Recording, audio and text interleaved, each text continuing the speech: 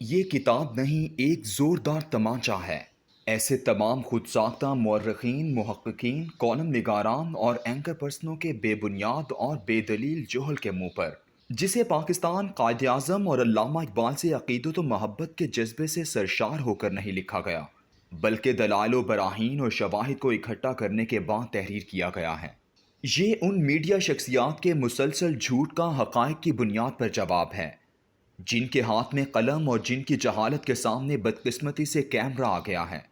ایک زمانے میں ایسے جھوٹ چند کتابوں تک محدود ہوتے تھے، جنہیں نہ صرف تاریخ کے کوڑا دان میں موجود گندگی کے ڈھیر پر جگہ ملتی تھی، بلکہ فٹ پاتھوں پر یہ کتابیں کباڑیوں کے ہاتھوں فروخت ہوتی تھیں۔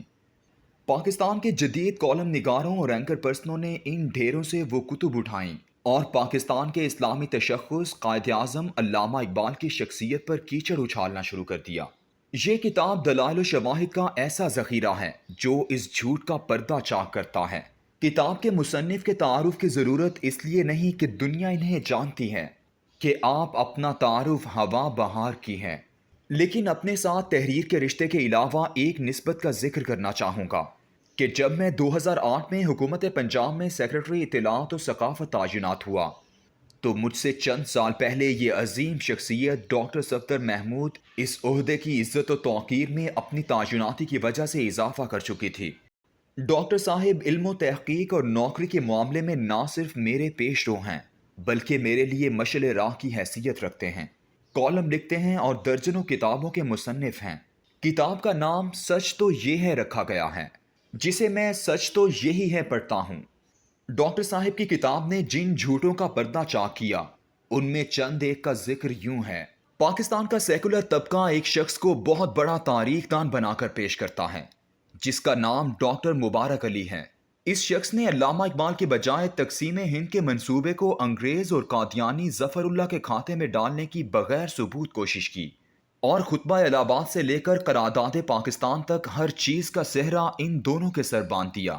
ڈاکٹر صاحب نے ان 10 سالوں کے اخبارات اور اس دور میں لکھی جانے والی کتابوں کا مطالعہ کیا، اور پھر علامہ اقبال اور قائد اعظم کے درمیان ہونے والی گفتگو اور خط و کتابت سے لے کر اس دور کے افراد کے انٹرویوز تک کھنگالے، یہاں تک کہ ظفر اللہ کا 1981 کا اپنا انٹرویو جو ڈان اخبار میں چھپا، جس میں اس نے کہا کہ میرا اس پورے معاملے سے کوئی تعلق نہیں تھا۔ یوں انہوں نے ثابت کیا کہ تخلیق پاکستان میں اقبال اور قائد اعظم کا کیا ربط تھا۔ ڈاکٹر صاحب نے 23 مارچ 1940 کے 2 دن بعد لاہور میں یوم اقبال کی تقریب میں قائد اعظم کی تقریر کا یہ اقتباس درج کیا ہے: اگر مسلمان ریاست معرض وجود میں آ جائے اور مجھے اس ریاست کی حکمرانی اور کلام اقبال میں چوائس دیا جائے تو میں کلام اقبال کو ترجیح دوں گا۔ ایک کالم نگار جمع اینکر پرسن کو ہندوؤں سے نہ جانے کیا عقیدت تھی اور قائد اعظم کے اسلامی تشخص سے کیا نفرت تھی کہ انہوں نے پاکستان کے پہلے ترانے کا خالق جگن ناتھ آزاد کو قرار دے دیا اور 7 ترانے کے بول بھی سنا دیے۔ میں چونکہ جگن ناتھ آزاد سے ملا بھی ہوا تھا اور ان کے والد تلوک چند مرحوم کی شاعری کو پسند بھی کرتا تھا، تو پہلی نظر میں ہی مجھے وہ ترانہ ایک گھٹیا قسم کی شاعری لگی، اور اگر کوئی بھی ریڈیو پاکستان کا اسکرپٹ ایڈیٹر ہوتا تو اس ترانے کے پرزے پرزے کر کے گٹر میں پھینک دیتا۔ یہ ترانہ بذات خود جگن ناتھ آزاد کی شاعری پر بھی ایک تہمت تھی، لیکن کمال ہے ڈاکٹر صفدر محمود کی تحقیق کا کہ انہوں نے قومی ترانے کی پوری تاریخ نکال کر ان جھوٹوں کے منہ پر دے ماری۔ انہوں نے بتایا کہ اس دوران ریڈیو پاکستان کے اسکرپٹ ایڈیٹر احمد ندیم قاسمی تھے۔ 14 اور 15 اگست کی درمیانی شب ان کا نغمہ پاکستان بنانے والے پاکستان مبارک ہو، اس کے اگلے دن 15 اگست کو مولانا ظفر علی خان کا ملی نغمہ توحید کے ترانے کی تانے اڑانے والے مسلسل نشر ہوتا رہا۔ کالم نگار جمع اینکر پرسن نے یہ دعویٰ کیا تھا کہ جگن ناتھ آزاد کا ترانہ 18 ماہ بجتا رہا۔ ڈاکٹر صاحب نے اس دوران ریڈیو کے پروگراموں کے چارٹوں کا مطالعہ کیا اور بتایا کہ ان میں اس ترانے کا کوئی ذکر نہ تھا۔ قائد اعظم کے آخری ایام کے بارے میں لیاقت علی خان اور دیگر لوگوں کی کشمکش کے جو افسانے تراشے گئے، ان کو اس کتاب میں شواہد کی بنیاد پر رد کیا گیا ہے۔ یہاں تک ثبوت دیے گئے کہ جب قائد اعظم کی ایمبولنس خراب ہوئی تو ان کے پیچھے وزیر اعظم لیاقت علی خان کی گاڑی موجود تھی، جو اس وقت خود اتر کر وہاں کھڑے رہے جب تک دوسری ایمبولنس نہ آئی۔ قائد اعظم کے بارے میں ایک اور جھوٹ یہ گھڑا جاتا ہے کہ وہ جب ڈھاکہ یونیورسٹی گئے تو ان کی تقریر کے دوران زبان کے مسئلے پر ہنگامہ ہوا ڈاکٹر صاحب ڈھاکہ گئے اور اس تقریب کے بزرگ شرکاء سے ملے اور پھر پولیس انسپیکٹر ہنسوٹیا کے اس انٹرویو کی شہادت بھی لائے جس نے کہا تھا کہ اس تقریر کے دوران کسی کے کھانسنے کی آواز تک نہ آئی۔ حیرانی کی بات یہ ہے کہ 25 فروری 1946 کو دستور ساز اسمبلی میں اردو کو قومی زبان بنانے کی جو قرارداد منظور ہوئی تھی اس میں سوائے چند بنگالی ہندو اراکین کے تمام بنگالیوں نے بھی ووٹ دیا تھا۔ انہی چند ہندوؤں اور قوم پرستوں کی سازش تھی کہ زبان کا معاملہ اٹھایا گیا اور اس پر علیحدگی کی تحریک چلائی گئی۔ حالانکہ 19 اپریل 1954 کو پاکستان کی دستور ساز اسمبلی بنگالی کو قومی زبان کا درجہ دے چکی تھی۔ ایوب خان کے زمانے میں تو خبروں کے بنگالی بلیٹن، نوٹ پر بنگالی زبان اور ڈاک کے ٹکٹوں پر بنگالی میں نے خود دیکھی ہیں۔ لیکن وہ جن کو پاکستان کی اساس سے نفرت ہے وہ اس موضوع کو آج بھی زندہ رکھنا چاہتے ہیں۔ کتاب کی سب سے اہم تحقیق یہ ہے کہ قائد اعظم کو فرقہ بندی میں تقسیم کر کے متنازع بنانے کے لیے ایک کہانی گھڑی گئی کہ ان کی ایک اور نماز جنازہ اثنا عشریہ مکتبہ فکر کے تحت گھر کے اندر ہوئی تھی۔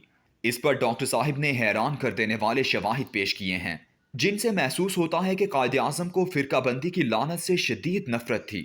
ان کے ملٹری سیکرٹری بریگیڈیئر نور حسن کی گواہی سے بتایا ہے کہ وہ اس روز رات بھر جاگتے رہے اور قائد اعظم کا کوئی ایسا جنازہ نہ ہوا۔